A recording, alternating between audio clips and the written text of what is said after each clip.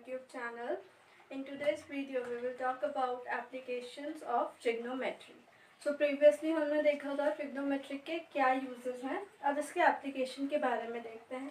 So हमेशा हमें पता है कि हम trigonometry कब use करते हैं, जब भी we have to find the height and distances of the object without measuring it. ठीक है, जब भी हमें हाइट या डिस्टेंसेस किसी भी ऑब्जेक्ट का फाइंड करना होता है उसे बिना मेजर किए, तब क्या आता है, तब यूज में आती है ट्रिग्नोमेट्री. तो जैसे कि हमने देखा था एग्जांपल के लिए, दिस इज अ बिल्डिंग, ये एक बिल्डिंग है. अब यहाँ पर एक ऑब्जर्वर है, ठीक है, एट दिस पॉइंट पे. सो ये ऑब्जर्वर यहाँ पर खड़ा हुआ है. तो जब ये ऑब्जर्वर यहाँ से इस बिल्डिंग के टॉप पर देखेगा तब ये क्या बनेगा कि एक ऐसी लाइन होगी, this is line. So this line is called as line of sight. इसे हम क्या कहेंगे, लाइन ऑफ साइट. तो ये क्या होती है, the line form between the eyes of the observer to the top of the object, this is known as the line of site.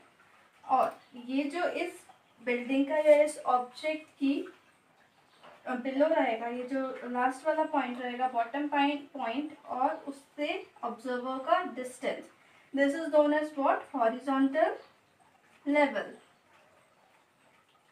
This is horizontal level. अब यहाँ पर हम देख सकते हैं कि इस लाइन ऑफ साइट और हॉरिजॉन्टल लेवल के बीच में एक एंगल फॉर्म हो रहा है, this. So this angle is known as angle of elevation. इसे हम angle of elevation क्यों बोल रहे हैं, because this angle is formed above the horizontal level. ये horizontal level के above क्या है, line of sight है, इसीलिए इसे हम क्या कहते हैं, angle of elevation, because we are looking at the top. So this is called angle of elevation and this is line of sight. अब just हम अगर इसका अपोजिट देखेंगे कि एंगल ऑफ एलिवेशन देखा अभी हमने. अब एक सपोज करो दिस इज अ हाउस, ये एक हाउस है and the observer is sitting right at the top of the house and he is looking below to this object. ठीक है, एक बिल्डिंग है या एक हाउस है जहाँ पर ऑब्जर्वर कहाँ पर है, टॉप पर यहाँ बैठा हुआ है और वो इस एंगल से नीचे ऑब्जेक्ट को देख रहा है. अब यहाँ पर क्या हुआ, ये तो एक ट्रायंगल फॉर्म होगा. So this will be called as line of sight. ये अगेन लाइन ऑफ साइट होगी because it is formed between the eyes of the observer and the object. So this is called as line of sight. अब जब यहाँ पर ये नीचे देख रहा है तब क्या फॉर्म होगा, जो हमारा हॉरिजॉन्टल लेवल होगा वो इधर अबव होगा. ये वाला जो कहलाएगा, हम क्या करेंगे, ग्राउंड लेवल से पैरेलल एक हमारा हॉरिजॉन्टल लेवल को ड्रॉ करेंगे. This is horizontal level. अब अगेन इस हॉरिजॉन्टल लेवल और लाइन ऑफ साइट के बीच में जो एंगल फॉर्म हो रहा है इसे हम क्या बोलेंगे, एंगल ऑफ डिप्रेशन. इसे एंगल ऑफ डिप्रेशन क्यों बोल रहे हैं, because the line of site is below the horizontal level. ये जो लाइन ऑफ साइट है वो किसके है, बिलो है. तो ये कैसा फॉर्म कर रहा है, ऐसे डाउनवर्ड्स में, तो इसलिए इसे हम क्या करेंगे, कहेंगे एंगल ऑफ डिप्रेशन. ठीक है, सो this is about angle of elevation and angle of depression. और यहाँ पर हम क्या देखते हैं कि ये जो एंगल फॉर्म हो रहा है वो किसके इक्वल होगा, ये वाले एंगल के इक्वल होगा. अगर इसकी वैल्यू 30 होगी या 60 होगी तो इस एंगल की वैल्यू भी 30 या 60 होगी. ठीक है, क्यों, क्योंकि यहाँ पर क्या है, ये दो हॉरिजॉन्टल लाइंस है, दो हॉरिजॉन्टल लाइंस हैं जो कि पैरेलल हैं और इन दो पैरेलल लाइंस को ये एक ट्रांसवर्सल कट कर रही है. तो ये क्या फॉर्म कर रहा है, जेड फॉर्म कर रहा है, that is interior, alternate interior angles हैं. और पैरेलल लाइंस के लिए ऑल्टरनेट इंटीरियर एंगल्स क्या होते हैं, हमेशा इक्वल होते हैं। अगर आपको ये angle of alternate interior angle समझ में नहीं आया है तो आप मेरे प्रीवियस वीडियोस देख सकते हैं जिसमें मैंने ये एक्सप्लेन किया है। So I will provide that link in the description. So this is about angle of elevation and angle of depression. So अब इसके बेसिस पे हम एक क्वेश्चन सॉल्व करके देखते हैं।